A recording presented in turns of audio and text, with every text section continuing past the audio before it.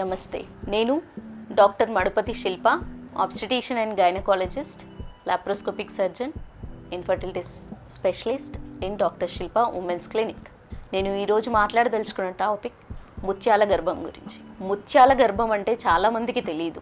కొంతమంది విని ఉంటారు, అంటే ఏంటి అని చాలామందికి క్వశ్చన్స్ ఉంటాయి. కొంతమంది పేషెంట్స్ వచ్చి ముత్యాల గర్భం ఏంటి మేడం, ఏం చెప్తున్నారు అని. ముత్యాల గర్భం అంటే క్రోమోజోమల్ జెనెటిక్ వైజ్ ప్రాబ్లమ్స్ వల్ల ఏదైతే క్రోమోజోమల్ అబ్నార్మాలిటీస్, మంచి జీన్స్ రాకపోవడం వల్ల, ఒక అండం నుంచి కావచ్చు, వీర్యం నుంచి కావచ్చు, XO కానీ OO కానీ క్రోమోజోమ్ జీన్స్ అనేది సరిగ్గా లేనప్పుడు ప్రెగ్నెన్సీ కాకుండా, అంటే వీర్యం అండం అనేది కలిసిన తర్వాత వచ్చి గర్భసంచిలో అతుక్కున్నాక సెల్స్ అనేది మంచి సెల్గా డెవలప్ అవ్వకుండా ఓన్లీ హార్మోన్ రిలేటెడ్ టిష్యూ అనేది డెవలప్ అవుతుంది. సో దాన్ని మోలార్ ప్రెగ్నెన్సీ అంటారు, ముత్యాల గర్భం అంటారు.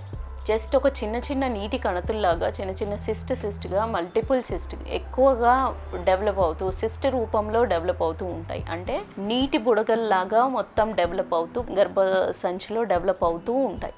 దాంట్లో బిడ్డ ఉండదు. రక్త ప్రసరణ మాత్రం చాలా ఎక్కువగా ఉంటుంది. దానితో ప్రొజెస్టిరాన్ అనే హార్మోన్ కూడా చాలా ఎక్కువగా ట్రిపుల్ రేషియోలో పెరగడం అంటూ జరుగుతుంది.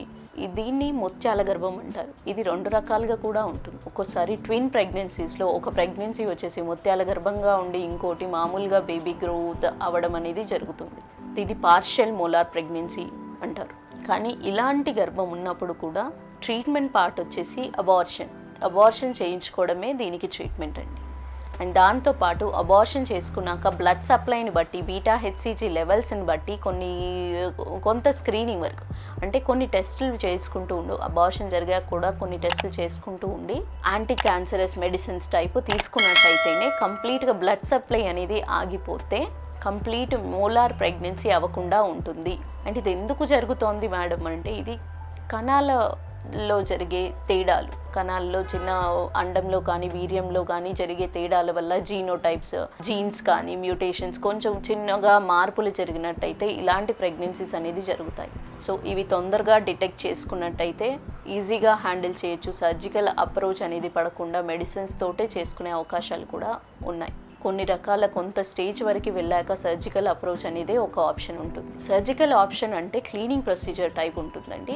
Laparoscopic invasive surgeries, open surgeries లాంటివి కాకుండా మెడికల్ మేనేజ్మెంట్ చేసుకోవడానికి ఎప్పటివరకు అవకాశం ఉంటుంది మేడం అంటే 4 నుంచి 6 వారాల మధ్యలో ఉన్నప్పుడు ఈజీగా మెడిసిన్స్తో అయిపోతుంది.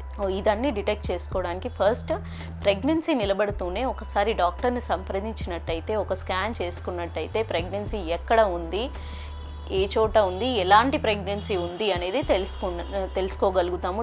అంటే డిటెక్షన్ అనేది ఈజీ అవుతుంది. సో దాంతో పాటుగా ట్రీట్మెంట్ కూడా ఈజీగా ఉంటుంది. సో ఇప్పుడు నేను ఎక్స్ప్లెయిన్ చేసిన టాపిక్ మీకు అర్థమైందని అనుకుంటున్నాను. ఇంకా కొన్ని ఏమన్నా డౌట్స్ ఉన్నట్టయితే కింద స్క్రోల్ అవుతున్న నెంబర్కి కాల్ చేయొచ్చు, లేదా ఒకసారి డైరెక్ట్ వచ్చి సంప్రదించినా సరిపోతుందండి. Thank you.